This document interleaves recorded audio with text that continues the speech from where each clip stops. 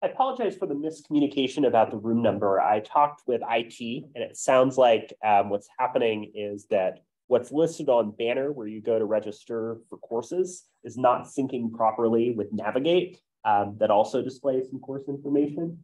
So the PSA that I'm giving for everybody is to check Banner, where you go to register and add courses, because that will have the most current information about your courses. So you might just double check that for your other classes to make sure you're in the right place, because Navigate wasn't updating the room. And so that's why I said we were down the hall. So thank you for your flexibility in meeting me out here.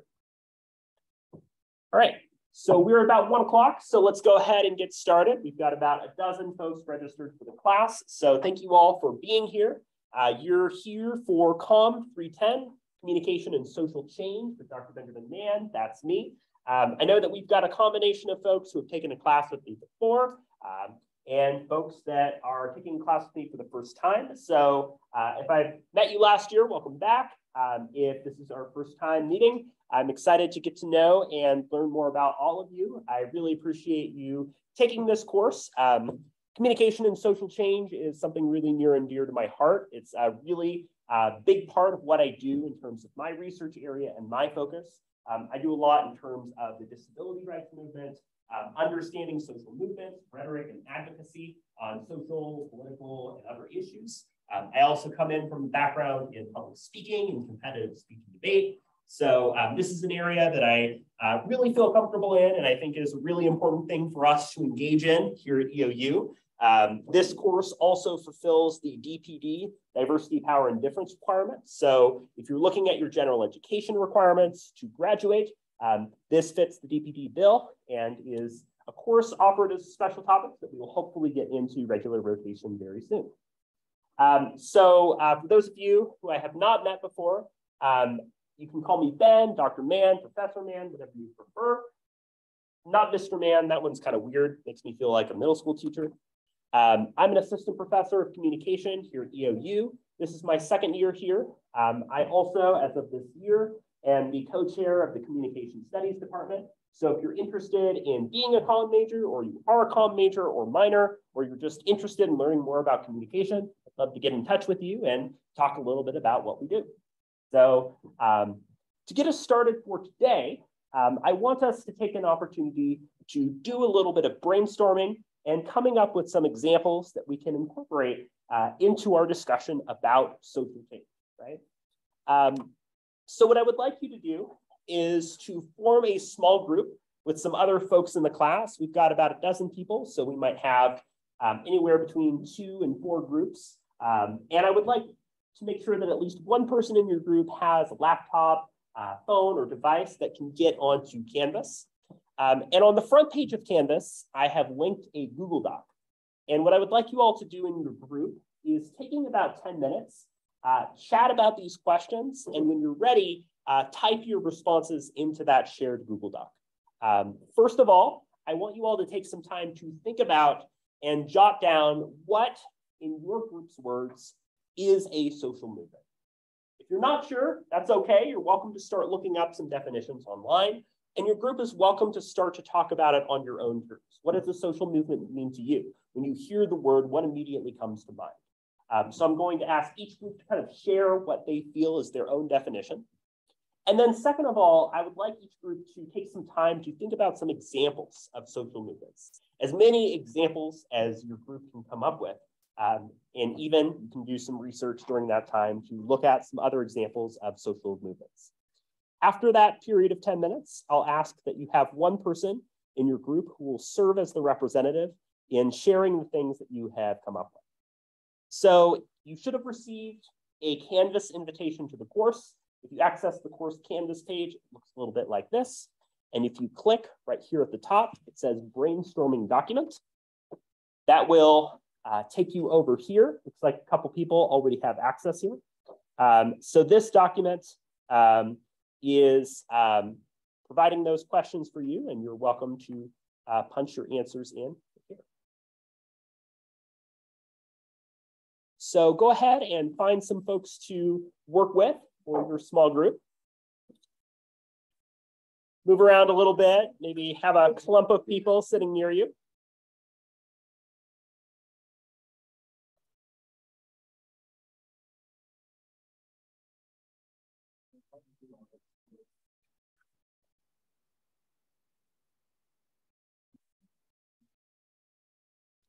I'm going to double check that you all have edit access for the document.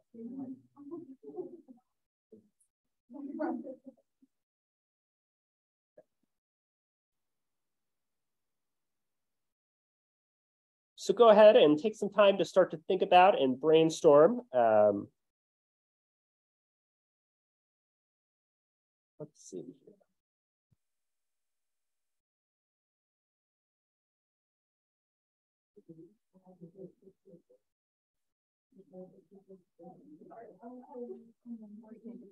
Yeah, just making sure I'm.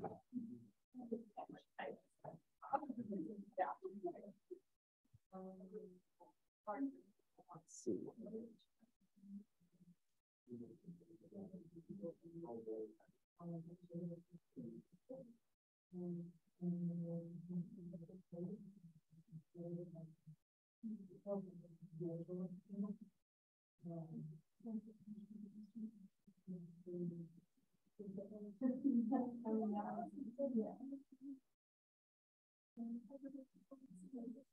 There we go. Okay, should be updated for everybody to edit.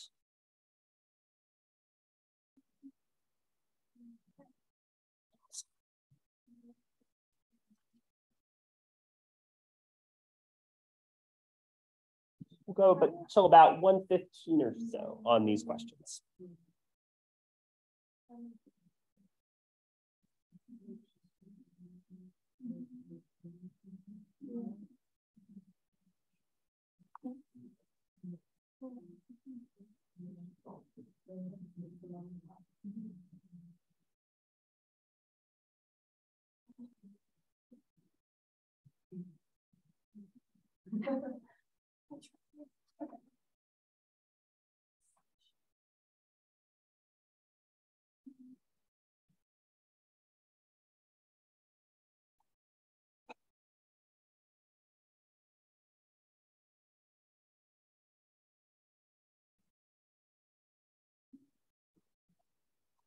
Yeah.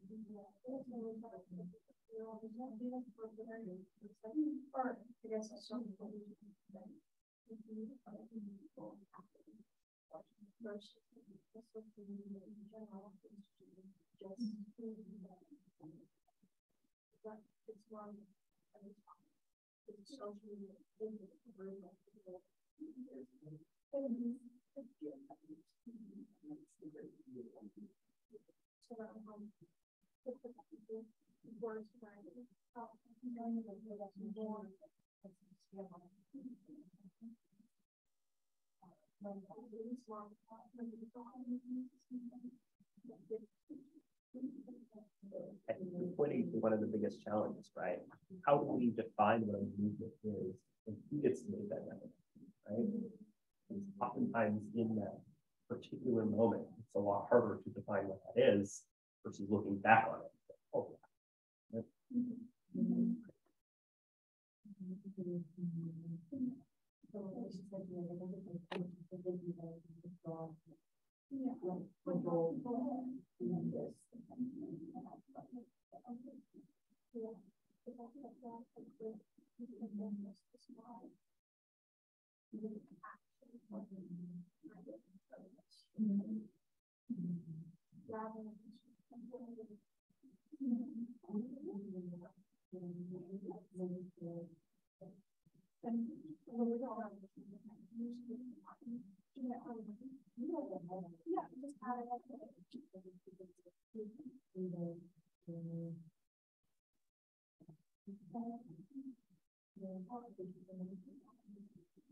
Let's start.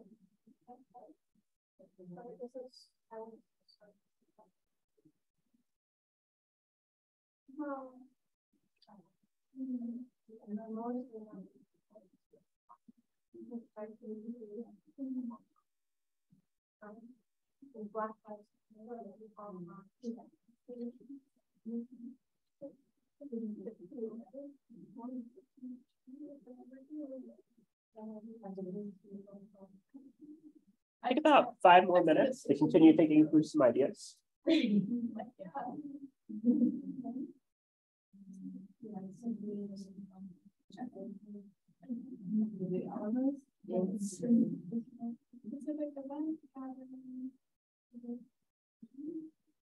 Online versus could be an event. So it can be just an event.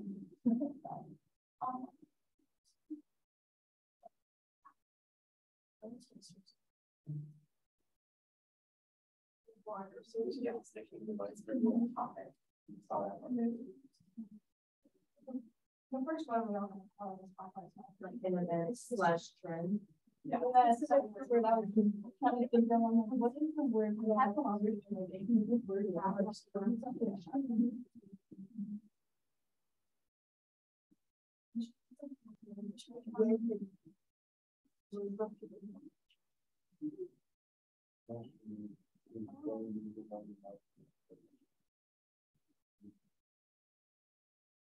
It's getting at the genius of it, right? Because a lot of movements are being formed by and really top of things. Like we have, for instance, a lot of movements from rights that started. You know, we could trace it back to starting by, you know, sorry, what? Civil rights and Black Lives Matter are very related. So, I think one of the challenges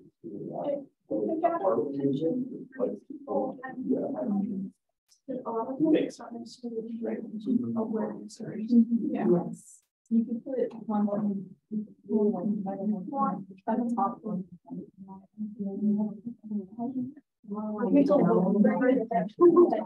Yeah, it's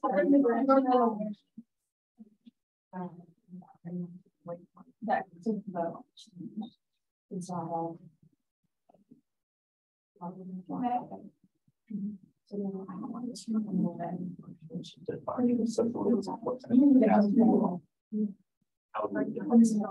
That's true.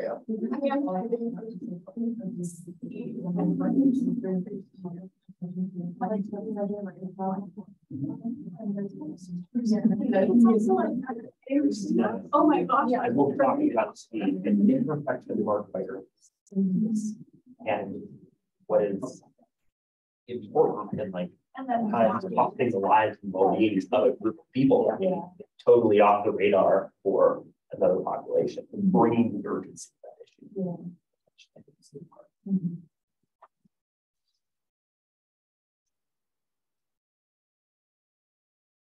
Let's take about 1 or 2 more minutes to finish up on some of your ideas. You don't have to be exhaustive. Starting point.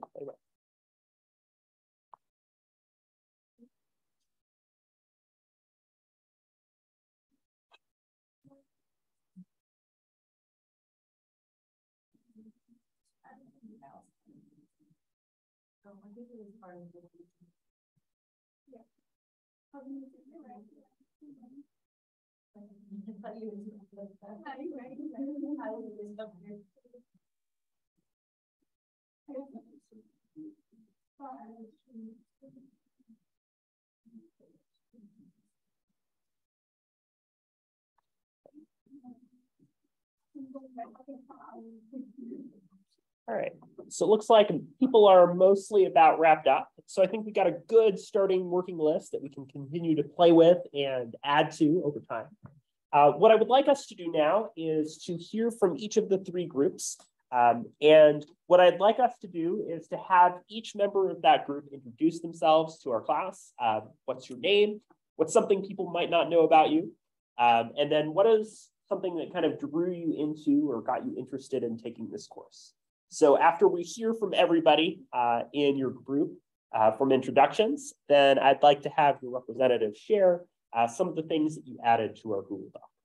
So let's start here on this side. I think we've got a larger group of 6 here. So you're welcome to go around and introduce yourselves, and then we'll hear from what the things you added to your group look like. So let's start here on the corner. Oh, I have to tell those. Okay. So my name is Laura, and something that you might not know about me is I have 2 dogs named Beans and Noodle. What interests me about this course is that I can learn more on like social change, I guess, and see what part I can play in like society to make it better for like minorities and others who need it. Yeah. So thank you, Laura. I have a dog myself. Her name is Sylvie. People who've taken the class with me know I reference her a lot. She's my surrogate child. Yeah, so I'm really glad to have you here, Laura. I think like thinking about both in terms of, feeling personally impacted by issues, but also saying to yourself, what can I do to support people who are coming from different experiences than me are both really important things to think about in communication and social change, right?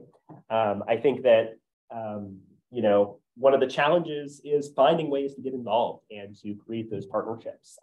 One thing that I'm hoping we can get in this class is I've reached out to Oregon Rural Action. That's a nonprofit that does a lot of issues about addressing racial and ethnicity gaps in COVID-19 support and vaccination, as well as promoting things like clean water. And I'm hoping that we will have somebody from them who will come to class and tell us a little bit about what they do. So I think finding those connections, finding ways to get involved, whatever the cause is and whatever your position on a thing is, I think is really important, right? It's how things work is when we get involved and are active on those issues. So let's move back here to the second row.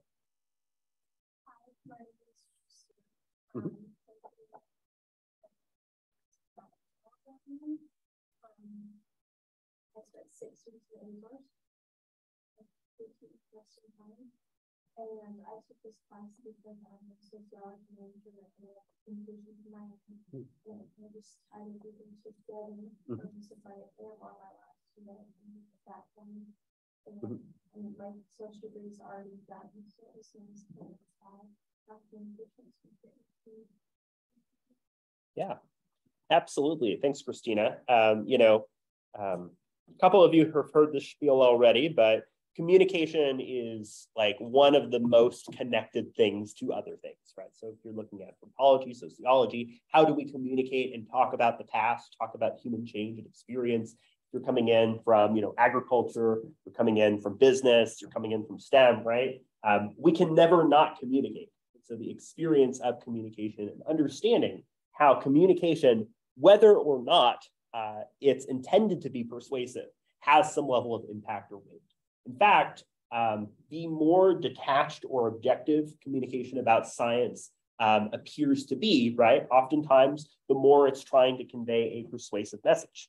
So, those connections that we find, especially in your last year and taking these courses, I think really help us to see how a lot of these different fields relate to each other. Glad to have you here, Christina. Yeah. My favorite animal was a moose. I'm like very obsessed with actually. And then what interests me about this course is mostly learning just how to advocate for others. I'm Indigenous, and I think that I did grow up a lot more privileged than other people in my community. And so learning how to advocate for those people and bringing like social issues to a lot. It's like showing other people that there are issues in the Indigenous community is something really big for me. So just learn how to advocate for people that don't have voices. Something like that. Yeah, absolutely. Thank you, Kiana. When I was in Utah, I saw several moose and learned how to keep the right amount of distance from them, because when they stare you down, it's a little scary, especially when it's mating season. So, you know, that's fun, but you know, it's important, right? I appreciate you sharing, you know, some of your background and experience. You know, finding ways to support Indigenous communities, including a lot of the partnerships and work that we have in the region. It's really important. Dr. Reed Jarofsky over in Ansoche does a lot of collaboration and partnership with Indigenous communities. So if that's an area that you find yourself interested in more, I definitely recommend taking a class from her. Does some really cool stuff in that area. Welcome, glad to have you. We work with this group. Oh, okay. We'll come back. Yeah, thanks. Kate? My name is Kate. Something that you guys may not know about me is I have 3 cats, Noodle, Tiger, and Amber, and my cat, Tiger, is hopefully coming up for this season, so I'm really excited to get him back. Mm-hmm. I am so interested in this course because I have a lot of underprivileged friends who have gotten a lot of like disgrace and have gotten kicked out of their families, or yeah, just things like that. And I want to better help them and support them as well as their community. Yeah, I really appreciate that, Kate, because it's you know, it's challenging to find those ways to uplift and support voices and support perspectives that you don't necessarily, you might or might not have personal experience with, right? I think it's challenging to find that space of, you know, this is an area where I've been there and I can help you navigate this really challenging situation, but also creating those spaces of difference, of proximity, of, you know, my privilege or positionality means I will not firsthand experience this thing, but I want to support you in challenges and issues that you navigate too. So, you know, those are a lot of the areas that we find ourselves working through. And I think learning to advocate on those issues is incredibly important. Angela? My name is Angela, and something that probably most of you, I don't know. I'm from Hawaii, and then what interests me about this course, I'm a communications minor, and I'm just very interested in the roles that communication plays in our everyday lives. Mm-hmm. And you've had to learn about a lot of different roles in communication. We've taken a number of courses together, but yeah, I appreciate you really bringing that in, right? I think that, you know, even if you're somebody that doesn't come in saying, I want to learn how to advocate on social change or be personally involved, right? Learning about this kind of area of communication is, I think, a really helpful thing, because, you know, we get a lot of news headlines, we get a lot of information. I think at times we feel a lot of division, right, and unrest, and understanding how to make sense of and sort of put together what exactly is happening and why, I think are ways that can really help us to connect this course to the world. So thank you for that. I think I got everybody from your group. So would you all like to share some of the things that you brought to the table? So you said that a social movement kind of starts off with a specific topic or trend that gathers enough attention with a group of people who want to bring attention and awareness to it, which may also lead to change. And then from there, the group of people who share an interest like work on coming together to make a change in that specific area. And we said mostly on political topics. And for the second one, I know we said environmentalists, Black Lives Matter, and women's movement, LGBTQ.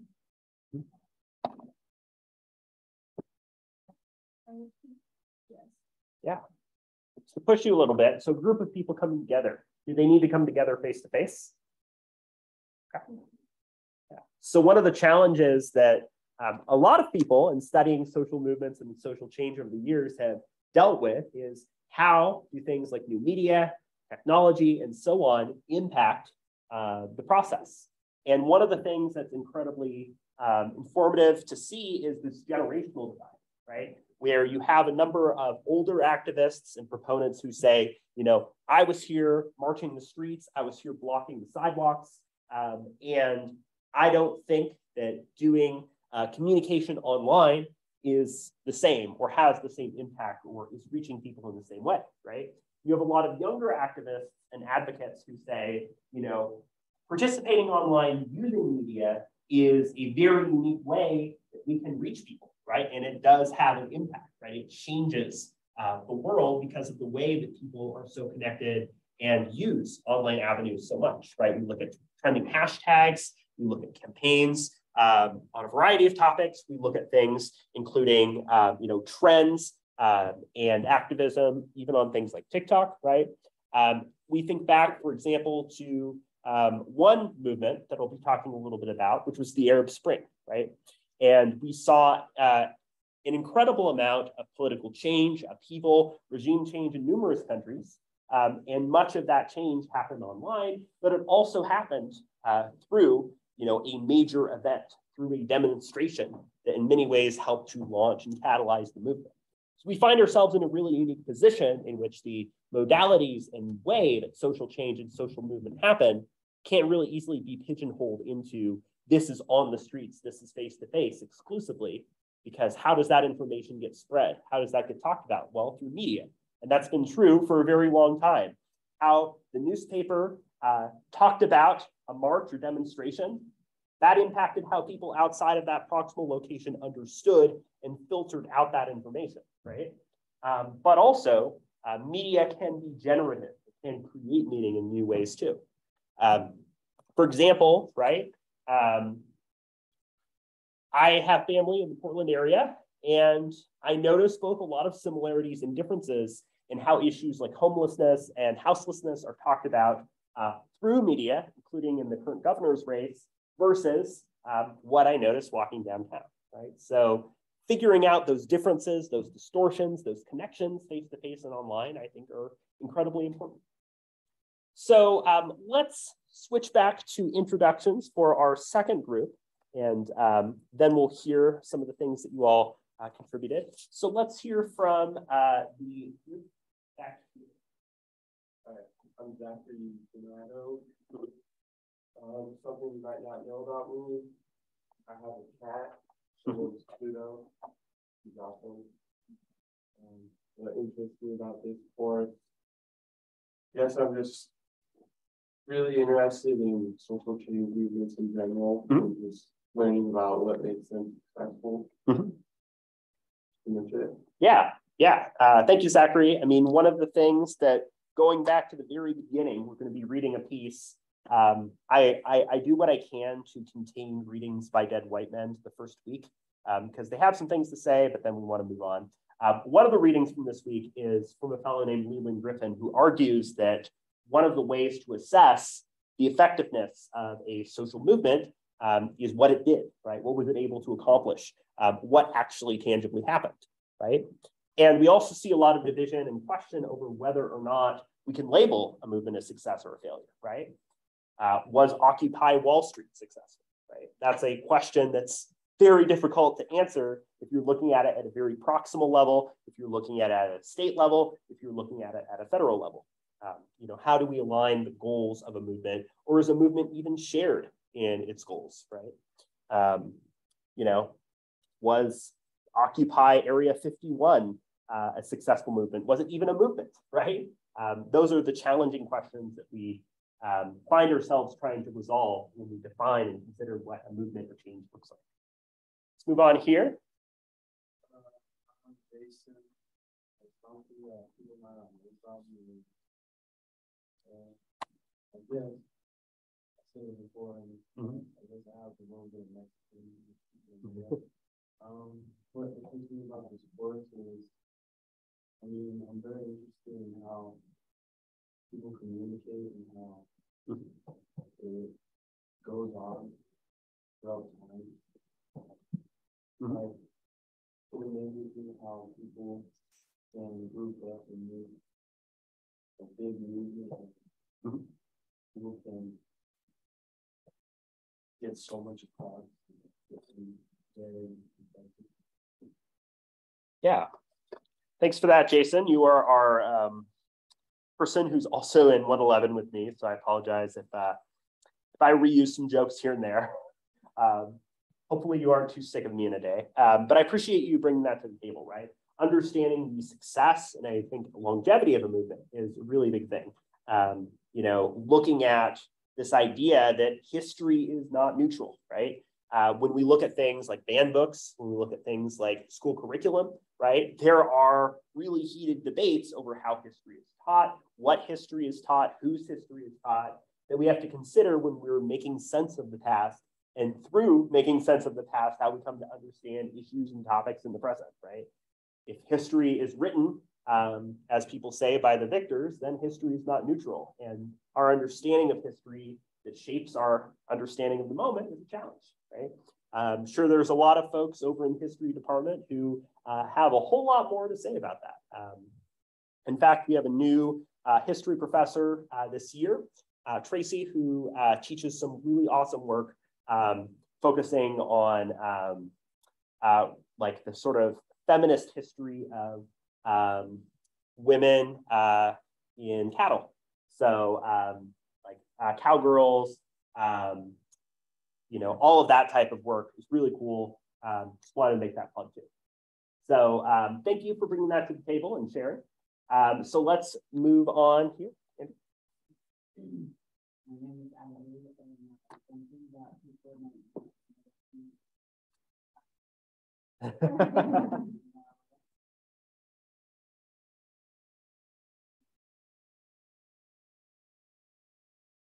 Yeah. Thanks, Andrew. I do not have my own cat. I have a step cat parent. So got some similarity there. Yeah, understanding movements, how it's shaped over time, how it's developed, how it's defined, I think are all really important things. Glad to have you back. And let's go up here. Hi, I'm Elena. Something about me is that I've gone to over 60 concerts in my life, and just over the summer I went to 10. And what interested me about this course is that I'm a comm minor, and my huge dream goal in life is to run my own nonprofit organization. And so social movement and change is something important and near and dear to my heart. So. Oh yeah. Thanks for that, Elena. We'll have some things to talk more about. So my partner actually ran a nonprofit focused on disability rights and independent living in Utah. Comes from that nonprofit background. And I'm a big fan of concerts. I went to a bunch of live music over the summer. Some of my favorites included Spoon, Father John Misty, the Avril Lavigne and Machine Gun Kelly double feature. Really wanted to see Gorillaz, but didn't work out. And I also really enjoyed the Murder by Death and Amigo the Devil double. That was a lot of fun. So cool. Glad to have you here, Elena. And I think we've got everybody from this group. So let's hear some of the things that you all added into our document. So we definitely thought that like social movement is like advocacy and change, and so we felt like those two keywords were important in the conversation. But we also talked about connection from the values to social movements came from many disadvantaged groups. Which can range from LGBTQ, minorities, and all. And then a few examples of social movements that we created were like suffrage, the two movement, racism, indigenous learning. And then we also touched on the fact, which you kind of brought up about, that a lot of movements, like the civil rights movement, have kind of turned into more like specific movements, like Black Lives Matter. And I really think that that's interesting in the evolution of social movements. I feel like a lot of social movements start with a lot of different people when they're severely underrepresented, and they turn into movements that become more specified because smaller group within that movement feel like they can go out and represent themselves as a smaller group. And so I thought that was interesting that we're seeing that more nowadays. Yeah. Does a movement necessarily have to move in what we would consider to be a good direction? It's based on their agenda. Some people have good motives and some people don't, but I think it's also depends on other people's opinions. Yeah, absolutely, right? I think one of the challenging things to think about is when we are examining movements, right? We might not be moving in a direction we want to be, right? Or things could be headed in a way that disagrees with our perspective, or at times we could feel sort of this perception that we're moving backwards, right? So a social movement does not necessarily mean that it's something that's moving in what we consider to be a good direction. And I think that there's a lot of value in understanding how communication is effective, how persuasion is effective, and so on, when it is effectively serving people against their cause too. But I really appreciate this emphasis on advocacy, right? This idea that, you know, a movement is developing this kind of support, as you mentioned, maybe becoming more specified over time. I think another thing that pushes back against one of the first readings we'll be looking at from Griffin is this idea that, you know, we could track what we might consider to be an endpoint of movements in the past, especially movements that are focused on a specific action or goal, right? The work is not complete, right? But passage of the Civil Rights Act might be seen as an end to the civil rights movement, right? Or what we might consider to be a movement toward marriage equality, well, we could say that's done. But, right, a lot of issues impacting LGBTQ+ communities continue to impact them. And so thinking about like the fact that a lot of movements and advocacy now are kind of still ongoing, right? A lot of hashtags, a lot of campaigns are still being used. And there isn't necessarily this finite endpoint or goal. And especially sort of for consciousness raising or awareness, right? It's always happening in the background. And so understanding that movements don't have these smooth, easy sort of endpoints anymore, I think is an important thing that we need to consider in this conversation, right? Who is continuing to be impacted by an issue? Who continues to need advocacy? What causes continue to remain really important? So I'm glad that you bring that in as well. So let's move on to our trio up here in this corner. So let's have you all introduce yourselves, and then I'd love to hear some of the things that you all talked about for your Google Doc. My name's Brett, and some people might not know about me is I'm on volleyball team here. And what interests me about this course is I just wanted to become more educated around like communication and social change, because I feel I've taken a bunch of communication classes and then they really caught my interest. So I just want to continue being educated. Yeah, absolutely, right? Thanks, Brett. You know, communication, I think we're always learning something new, getting something out of it. I learn more about communicating every day, right? As I tell folks, interpersonal, right? There are always things we can do to be better communicators, understand how communication is happening, because it's constantly changing, right? I spent some time looking at like Gen Z slang and found myself to an extent feeling like, oh geez, I'm getting old, right? So understanding the way that communication evolves, changes, and exploring those things, I think is a really useful skill to develop. My name is Yahaya. Something people might not know about me is that I'm on the soccer team.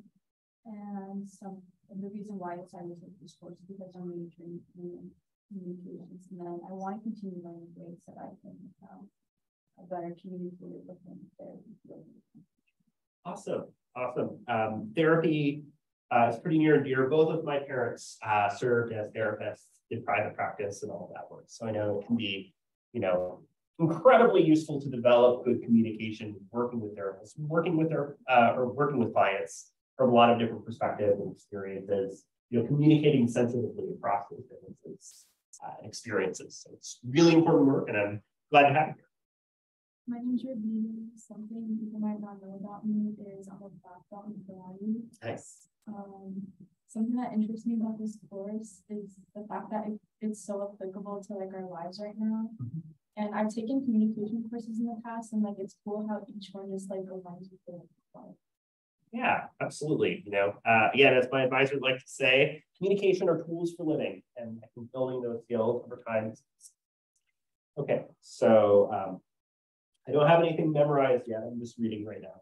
So we have Raviti, Britt, Yaya, Elena, Jason, Andrew, Angeline, Laura, Kate, Christina, Zachary, and Kiana. If I am not getting your name right, or there's a way you would prefer for me to refer you, please let me know. That's super important to me. I have no excuse not to get everybody's names down in the next couple of weeks since we're about a dozen people. So I will continue to work on getting that down. So I'd love to hear from you three in terms of what you added to this document. So for social movement, our definition was that it was a group of people coming together to bring attention to this concern. And then for the second question, we agreed with many of the brainstorming ideas that were down for our edition. Yeah. How small does the change ratio need to be?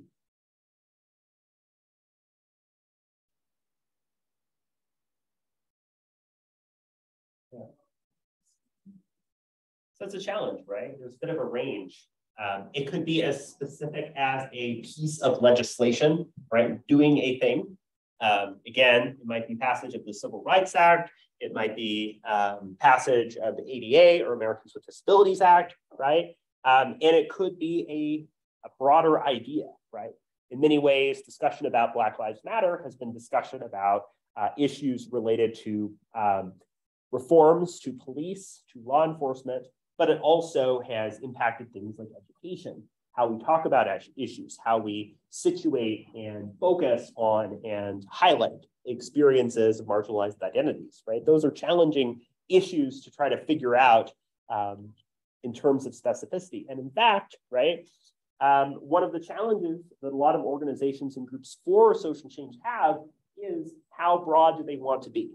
Another really major generational divide is between folks who believe that they should only focus on a specific piece of legislation or agenda item, and folks who want to focus on other issues or have another topic or issue at the top of the docket, right?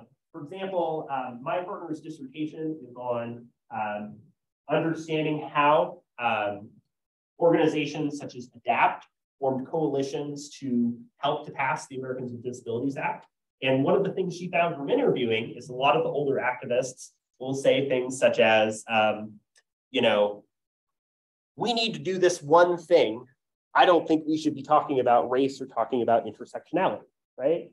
And people who have pushed back and said, well, then who benefits from the things that we're putting at the top of the docket, right? We're not talking about and having those conversations and situating those issues in our movement, then who are we benefiting, right? And those are challenging conversations to have in terms of deciding what issues a group is prioritizing and how they're even thinking about and processing those issues, right? Providing reasonable accommodation is great, but you know, if you find yourself unable to safely walk down a street, what are those accommodations doing? So thinking about those questions in complex ways, I think is important. So I think that you all had some good examples here of some movements to think about. Again, defining what a movement is and its scope can be really challenging. I think some of the things that you all brought in about a topic or issue that impacts a population, addressing a certain subject, having an interest or some sense of cohesion among the group are really key components to look at. And I know it's unsatisfying to say, oh, Ben doesn't have a definition of what a social movement is, but that's part of the point, right? That there is not an easy way to pin down and define a social movement because the very definition of the term has been so politically and socially charged. Some examples, right? I really like the way that you all focused on some of these broader examples as well. And I encourage us to continue to push ourselves on some of the more proximal or smaller scale movements that are happening as well, right? So for instance, one thing that I would bring to the table here, right, would be an example such as the Arab Spring.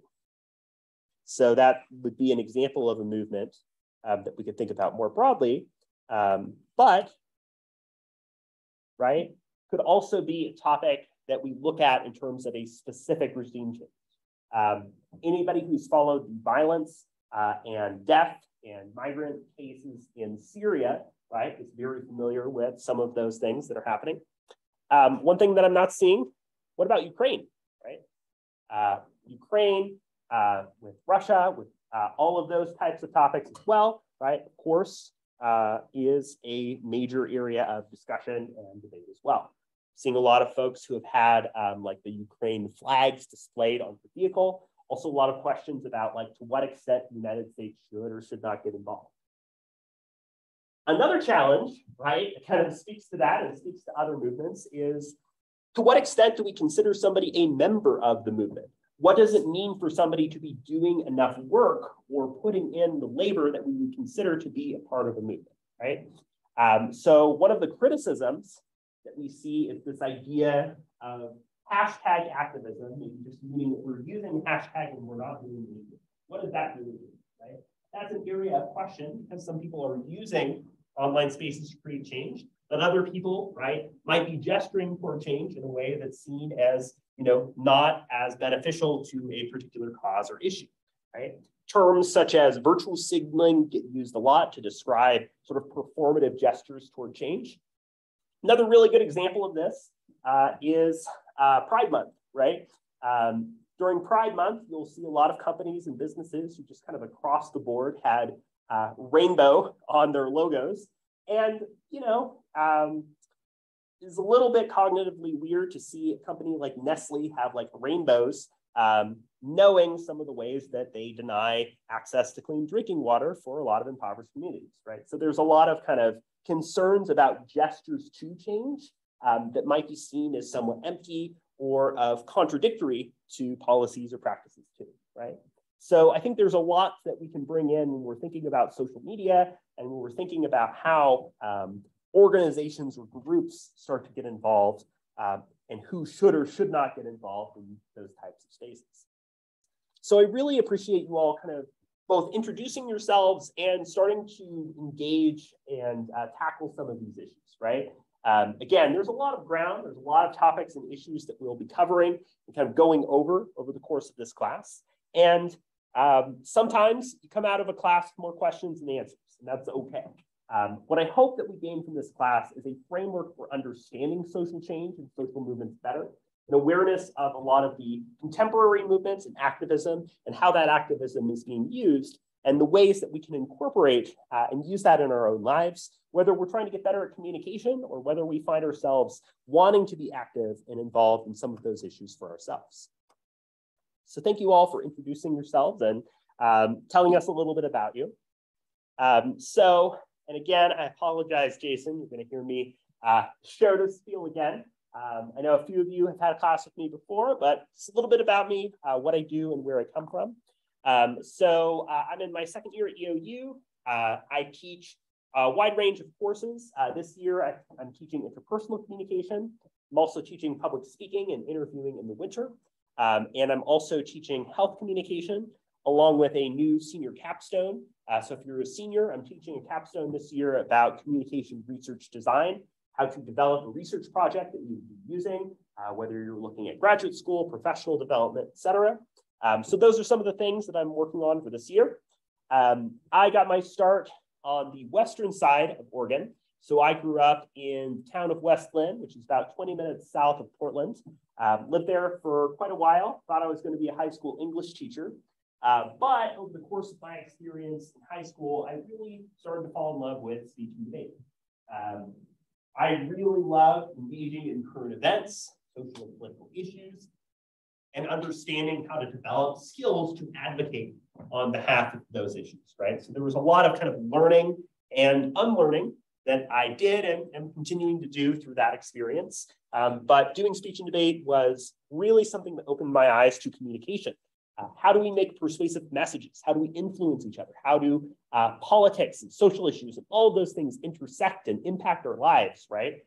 What does it mean when you grow up in a sheltered and privileged background growing up and want to break out of that and learn and support things in the world. So after college, I had the opportunity to coach speech and debate and pursue a master's in communication. So I moved to Stockton, California to do that for a couple of years. And then I lived for 5 years in Salt Lake City, where I completed my PhD in communication. And in that time, I really focused on disability activism and thinking about disability in kind of an intersectional light. My interview research for my dissertation was examining how folks who are both LGBTQ plus and autistic, as well as many people of color who fit in both of those roles, advocate for healthcare and advocate on behalf of social and educational needs. So that was an area that I really enjoyed learning a bit more about. And I've really come to enjoy the experience here in Eastern Oregon and in LeGrand. It's really felt like over the past year, the EOU has been this great community, students, faculty, and people to work with who really care, right? And who really enjoy the experience of living here and creating a supportive atmosphere. So I hope that you feel that too. And if you don't, I hope that I can help you to feel that better. So it's a little bit about me and kind of how I got here to Eastern Oregon. In terms of what I do, as mentioned, one of my big areas is health communication from a critical perspective. I really want to understand how to advocate for people on healthcare. Disability rhetoric. So I've written a couple pieces talking about how folks with disabilities have used platforms such as Twitter to, as they say in this campaign, crypt the vote and center disability issues in presidential and congressional elections, and also critical and cultural studies background. Again, a lot of courses in Anth-Soc, in history, and so on, really tend to focus on a lot of these types of issues. And then here on the right was the debate team I coached at the University of Utah. We're trying to get speech and debate started at EOU. It's pretty near and dear to me, so hopefully we can get that off the ground soon. If you're interested in learning more about that, let me know. If you do not want to travel to speak and present, I understand. In terms of things that I like to do in my free time, pictured here on the left is my dog Sylvie. She is a 3-year-old Labrador Retriever. She and I love to go on hikes. We did a lot of hiking over the summer, and we will continue to do a lot of hiking. This is a trail we went on kind of near the Mount Hood National Forest. It's a really pretty view up there, kind of out near Mirror Lake. It's really pretty up there. So I do a lot of hiking and outdoor things. Also, I grew up playing video games. I love video games. To date myself and sound old, the very first video game I played when I was 5 years old was Crash Bandicoot for the Sony PlayStation. And growing up, I played video games a lot.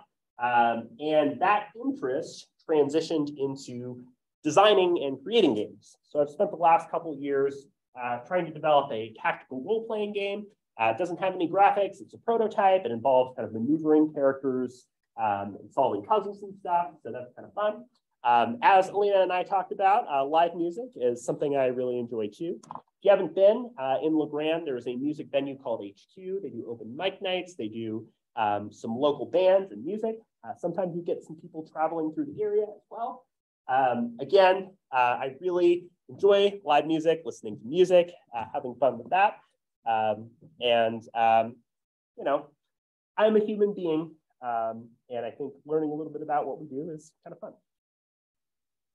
So circling back to what you all were starting to develop and talk about, right, is this idea of defining and explaining what a social movement is. How many folks know who this is on the right? Who is this person? So this is, and let me know if this rings a bell. Have you heard of Sisyphus? Sisyphus and the boulder, right? So it's I believe it's a Greek story about a man who is condemned to forever roll a boulder up a hill, right? And then the boulder goes down the hill, and then he has to roll it up again. So, you know, sometimes with my colleagues, I like to joke when we start a new year, it's like we're rolling the boulder, right? It's eternal recurrence. If you want to get into Nietzschean territory, right? Never ends. You're constantly rolling the boulder, right? And that oftentimes is what the experience of social movement can be. It can be bleak, right, to feel that way. There's direction, there's a feeling of progress in a lot of situations. Things have been accomplished that might make the world a better place. But this idea of moving the boulder, of taking a topic or issue and taking it from the bottom to moving it up the hill, right? That's movement. It is directionality, it is purpose, it is trying to get from point A to point B, right? And social, right? Social is about relationships. It's about how we as a collective or larger group come to make sense of and try to understand the world, right? So if we break down the term social movement, we can think about social, about relationships and networks between people, as you all were starting to hit on and talk about. And we can think about movement as pushing that boulder, right? Trying to get somewhere and hopefully prevent that boulder from falling down. So social movement, right? That term that I've been using a lot today and asked you to kind of break apart a bit, I think is crucial for this course because this is communication and social change. Well, how do we measure change, right? What does change mean? Change means we are here and then we are here. That is, there is a movement from point A to point B, right? So social movements are incredibly tied to social change. Social change means that there is a feeling of progress, of evolution, or moving backwards at times too. So social change is understanding how we use communication, we use persuasion, whether it's on the ground, right? Shaking hands, meeting people door to door, or whether it's larger mediated forms of communication as well, using platforms and social media, including Twitter. So that's what we'll be kind of hitting on for this class. And we should care about communication and social change for a lot of different reasons, right? Many of which you all have already brought up as reasons that really brought you into this class. One of them comes from what many under the second wave of feminism in the United States refer to as the idea that the personal is political. How many people have heard this phrase before? Right? In other words, right, the impacts of social change are felt on human beings, right? And oftentimes are felt in significant and at times unequal ways. Again, my goal in this class is not to convince you toward a particular political ideology, nor is it to share my own, but instead to help us to understand the ways in which personal and political issues are at times really explicitly connected to one another, right? And the idea that somebody who comes from a different lived experience as you has felt and continues to feel very different impacts from policy, from historical discrimination and trauma and violence, right? And that communicating from a place of privilege does not mean that we do not talk about those issues, or to say, I'm white, I have nothing to say about race. It's understanding how our positionality impacts when we should and shouldn't speak, how we should speak, and how we can better advocate on behalf of and situate and amplify the voices of communities, right? Regardless of how you feel about abortion and abortion issues, the recent SCOTUS-Dobbs decision has drastically shown us how the personal is political, right? That populations with uteruses are significantly more impacted by that policy. Persuasion matters too, right? That persuasion and rhetoric, which is a really big part of communication, shape how we think about the world, right? That persuasion is about how we move, essentially, people, right? And again, at times, that boulder seems unmovable. In fact, in a world of political polarization, in a world where we find that there are fewer people who are willing to change their views on a topic, and also in a world where we find ourselves fundamentally disagreeing over what we consider to be facts, right? Persuasion can be especially challenging. So we find ourselves wondering, in a world of communication and social change, right? How can we be persuasive? How can we enact change? What are the tactics that have worked and continue to work? What are the tactics and strategies that need to change and to adapt? And how do we bridge a lot of those divides where it feels like we cannot persuade other people? So we'll be looking at and trying to acknowledge that difference in that space as well. It also means recognizing that persuasion has shaped the way that we view and think about the world too, right? that your own biases, your own perspectives, your own blind spots impact how you understand and engage with the world, right? I think it means constantly reflecting on the things that we need to know more about. Additionally, social change is about responsibility, right? I've taught similar courses to this one that have been called Communication and Social Responsibility, and I don't think that's an accident, right? That who we are as people in this world, right, I think is understanding what we feel as responsibility to our community, to people close to us, to our families, to people that matter to us, right? And it also means understanding history, context, and current events. As people in history like to say, past is prologue, history repeats itself. We have a responsibility to understand history and the past that helps us to make sense of how we got here and how that history is being told and talked about, right? I think why is communication and social change important is pretty self-evident, but I think laying the cards out on the table helps us to think about this a little bit more. With that in mind, right, as you are seeing, and as we've kind of been talking about, this is a class where we're going to be getting into thorny and contentious issues. Again, I've emphasized, and I will continue to emphasize, my goal in this class is not to get you to adopt a specific set of political or social beliefs. That's not my job, right? Nor is it to share my own, but instead to help to provide you with more resources and more information that lets you create independent choices and judgments about yourself, your own life, and your own views, right?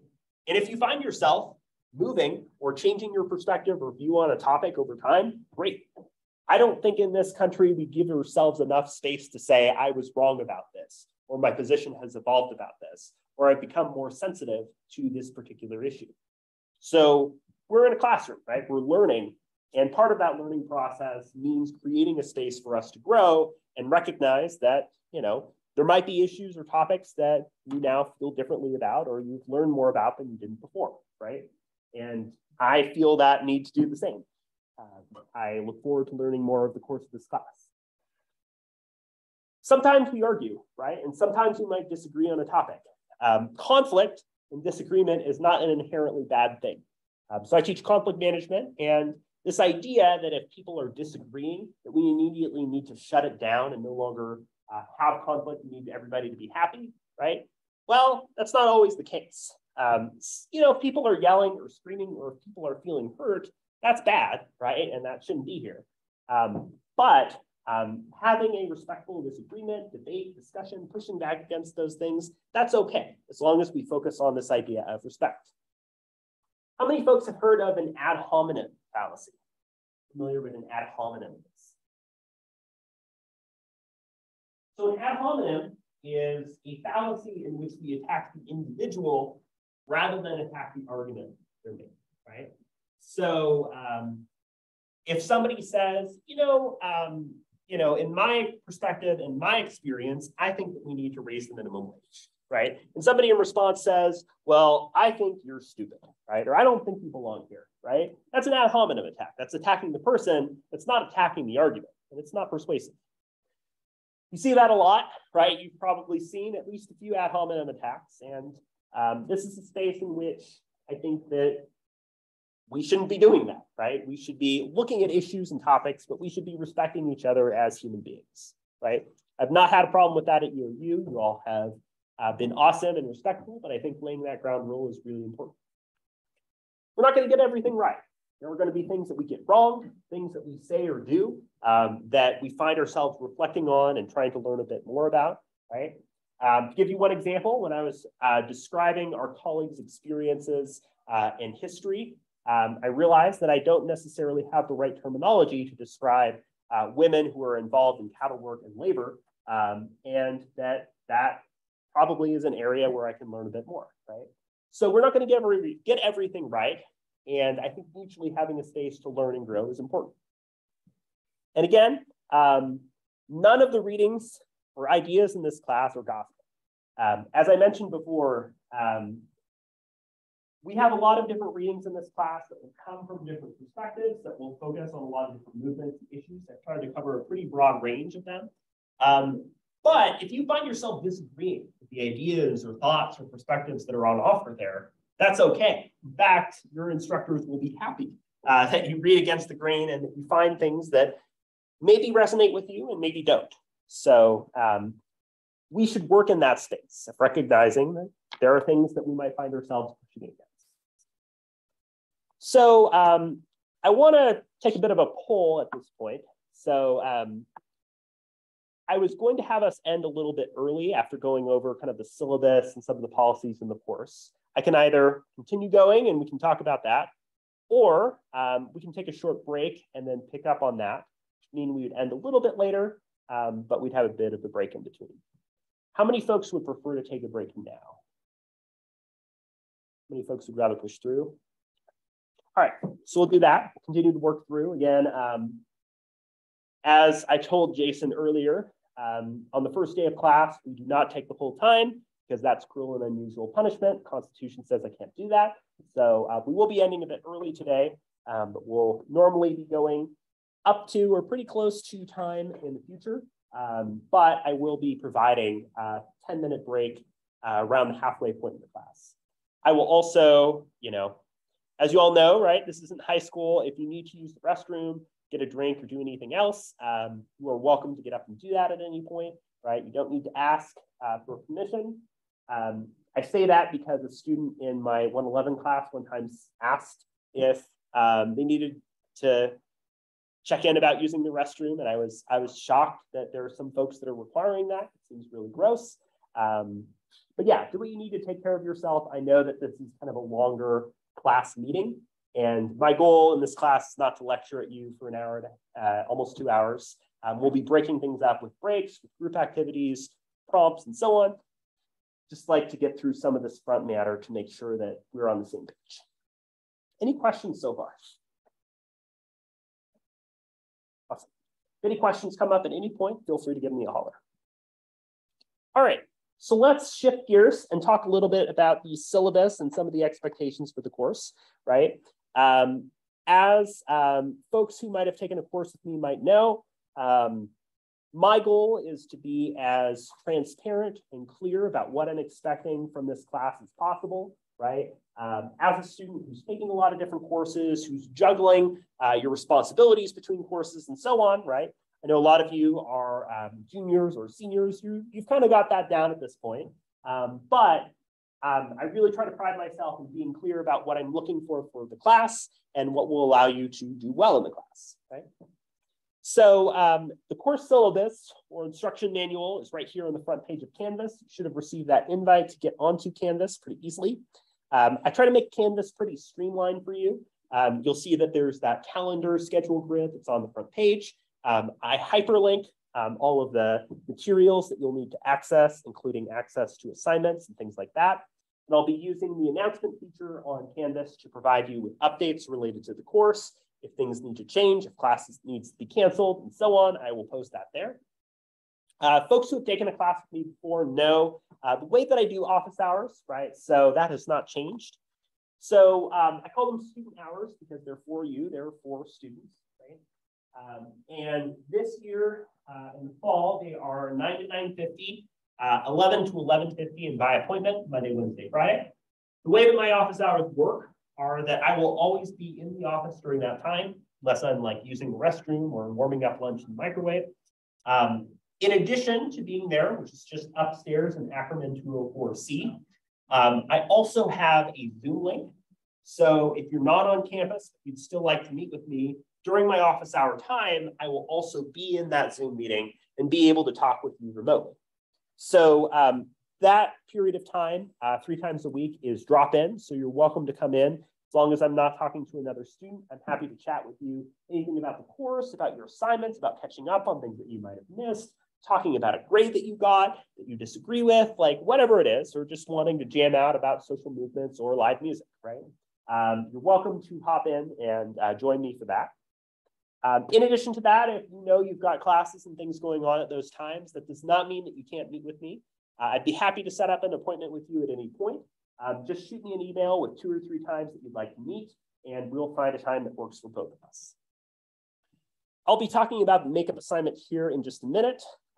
So let's go ahead and talk a little bit about the syllabus for this course. Again, I know that the syllabus can be a little bit boring to talk about sometimes, but again, I think it's good to be transparent and clear about the expectations they have for the course.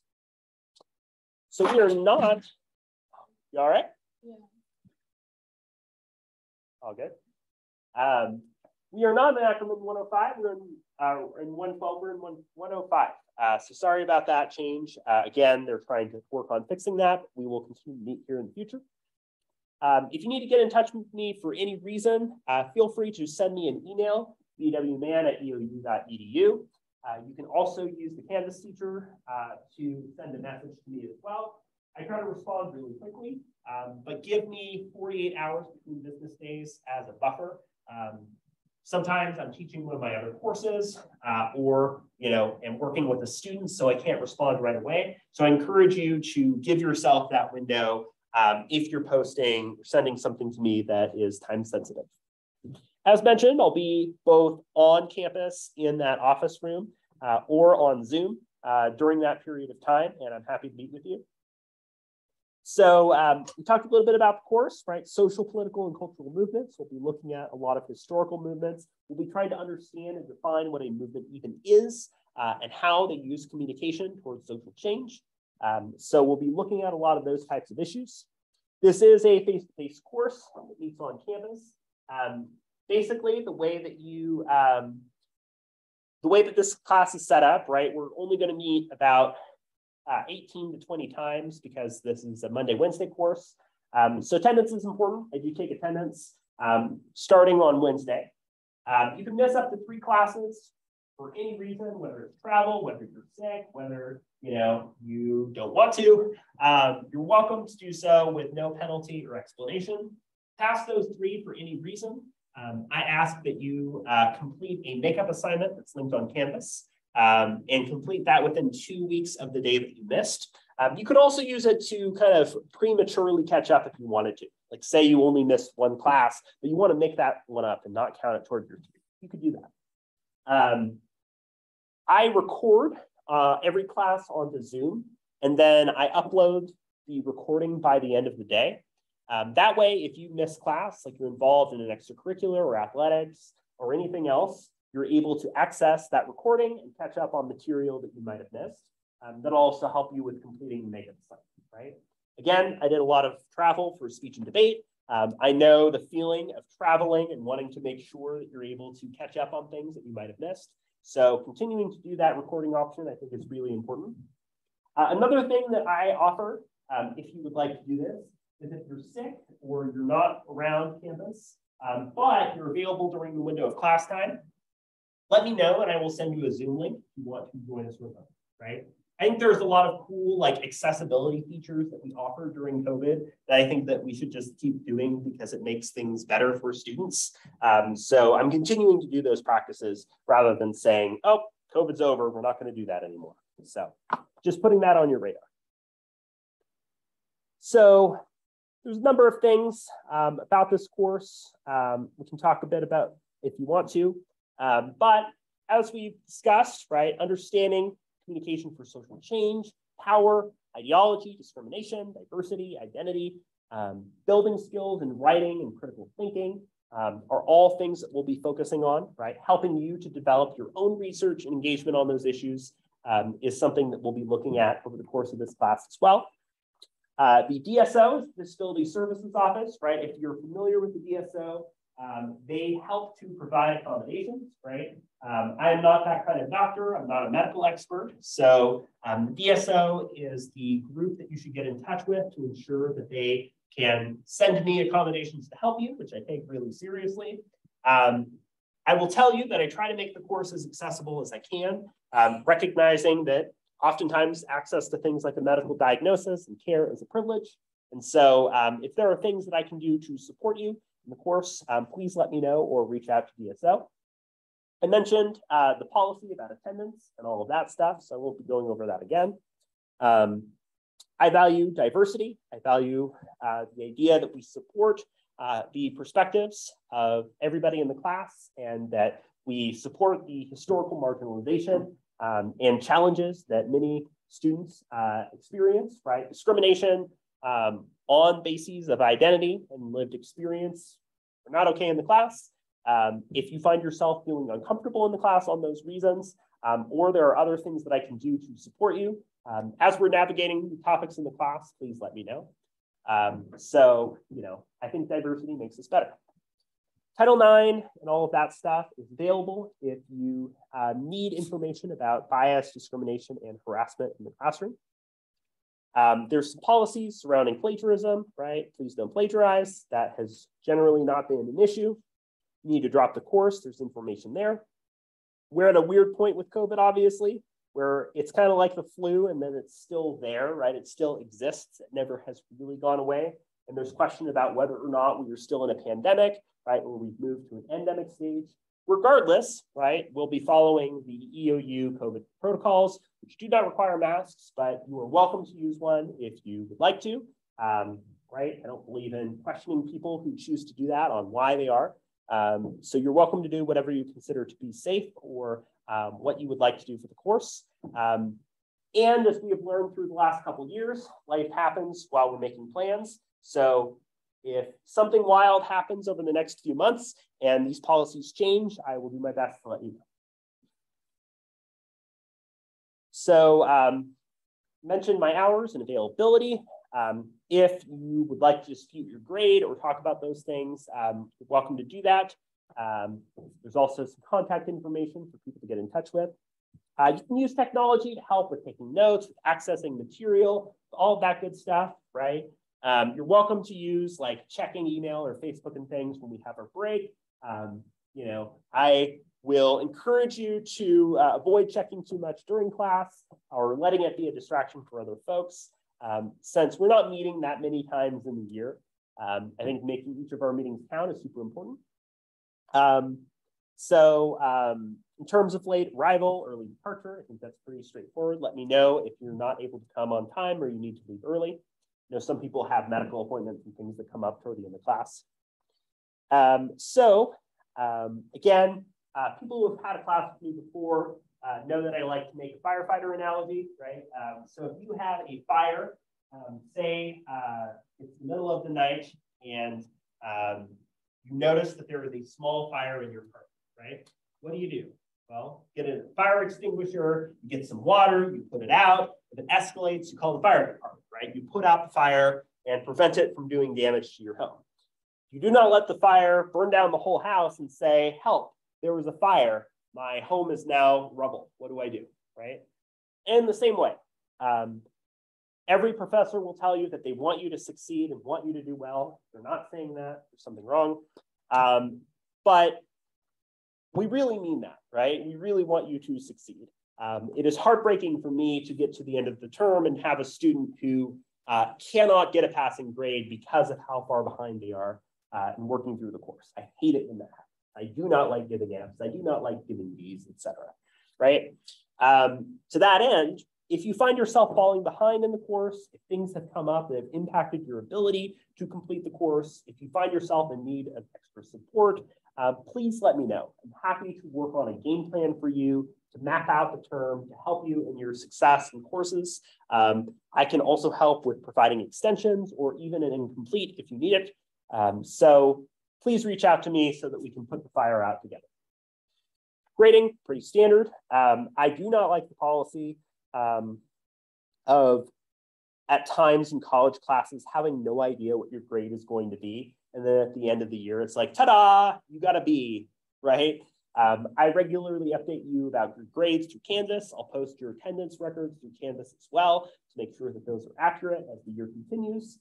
I try to be as straightforward about that as possible. Each assignment will have some guidelines and rubrics that will help you in working through those to receive the grades that you need. And I try to grade within 2 weeks. Again, life happens, but I will do my best to work on getting those things back to you as soon as I can. We'll be talking a little bit about doing a quick refresher and citing sources.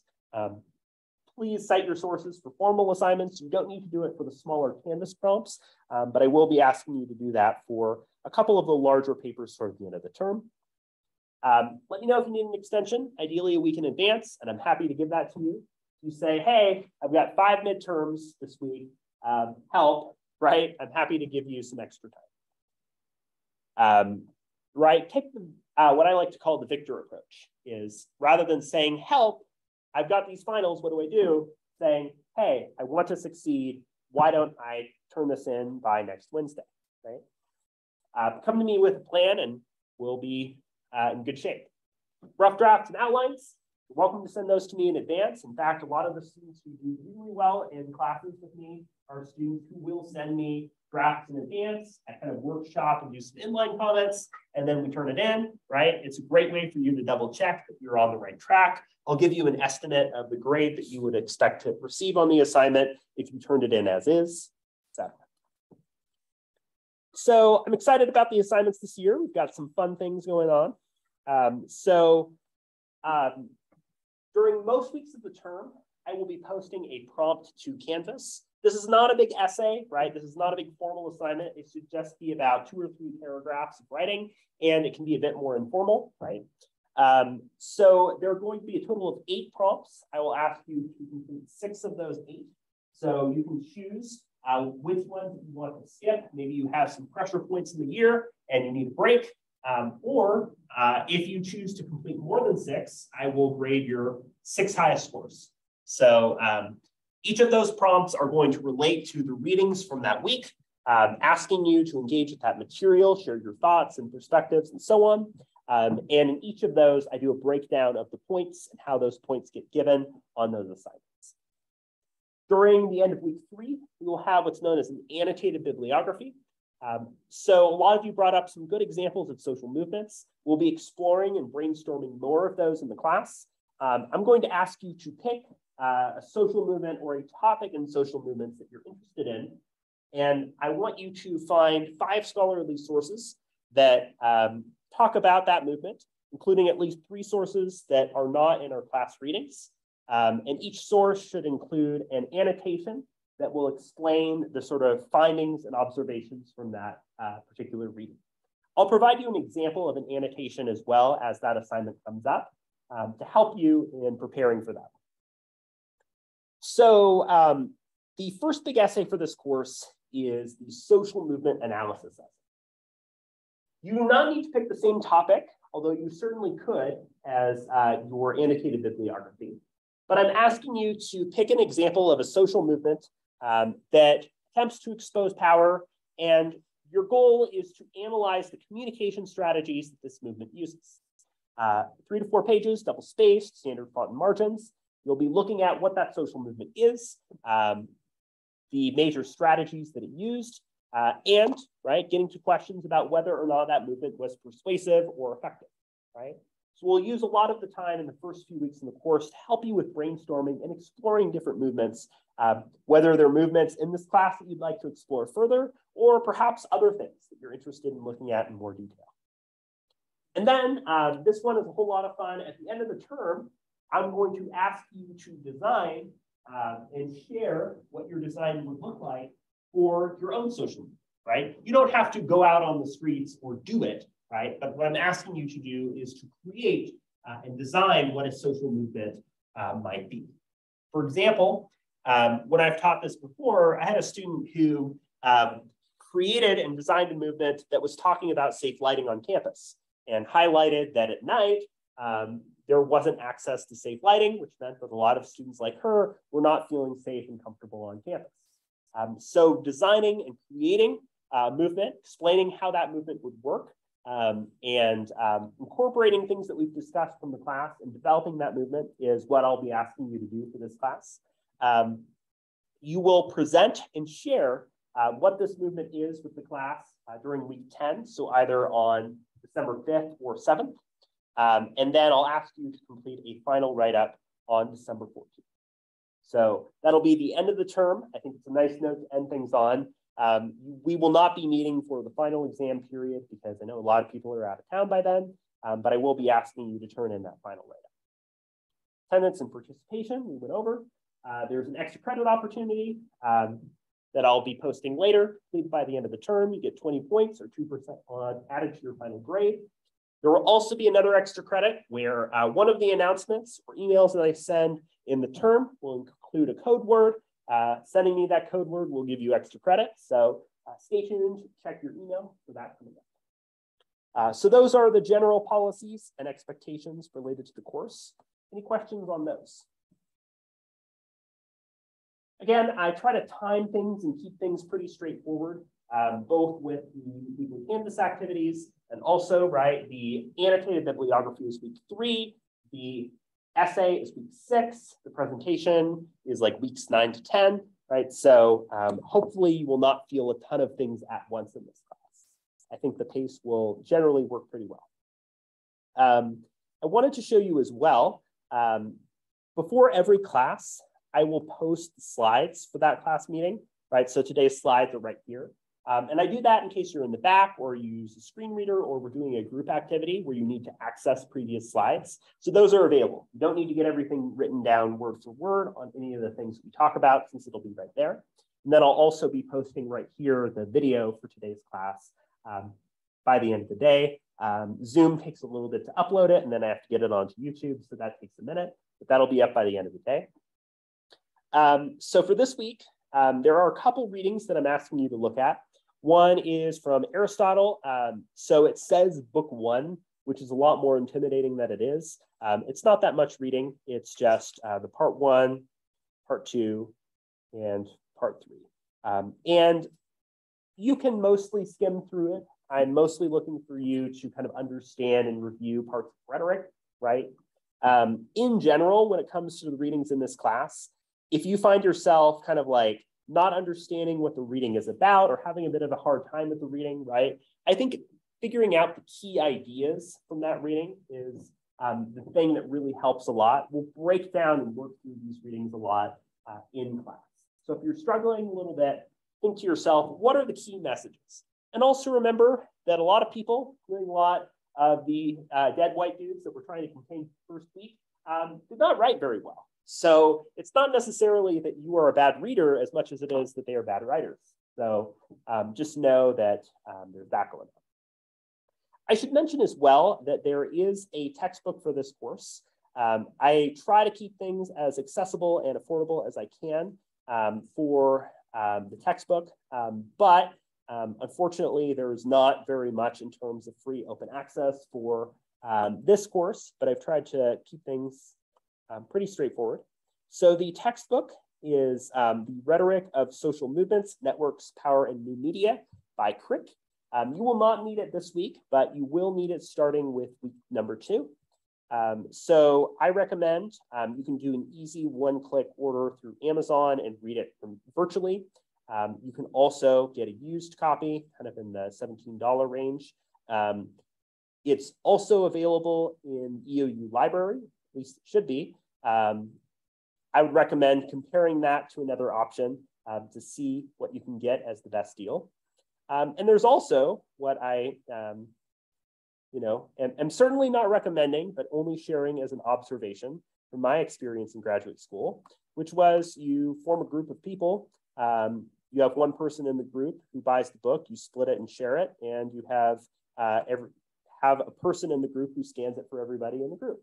It's not a recommendation. I'm just sharing something I did in the past to reduce costs. So, if you are having any trouble with accessing the Crick reading at any point and needing any additional help with that, please let me know. So the first week, we'll be talking through the Aristotle rhetoric piece.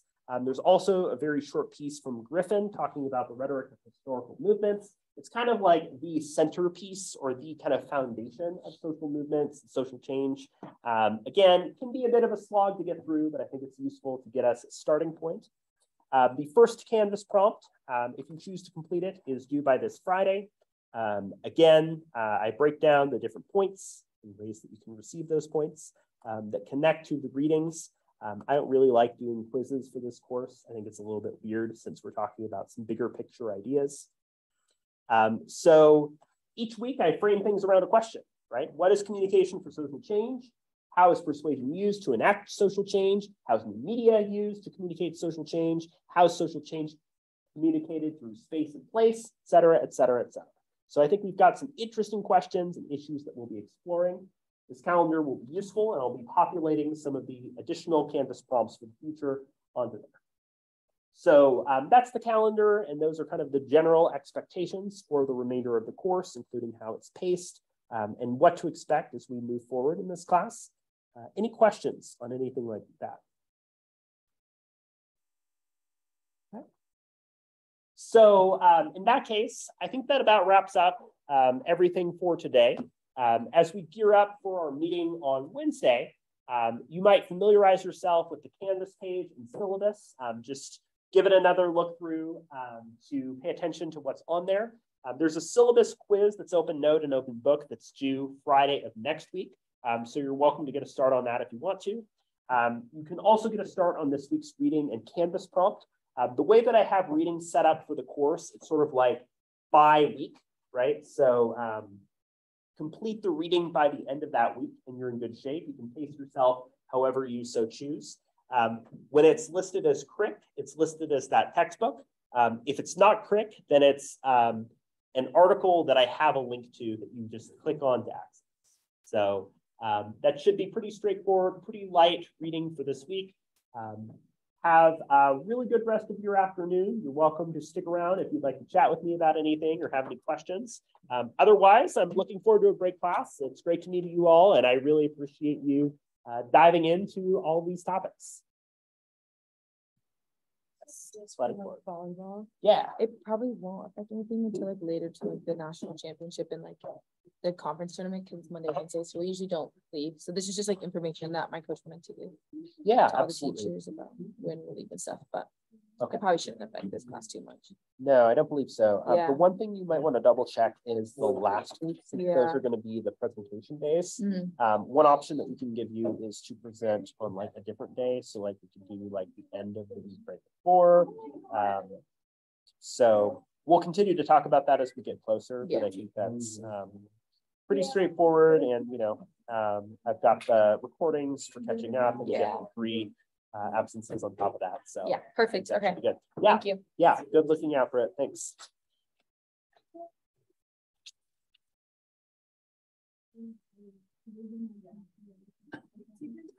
Yeah. Yeah.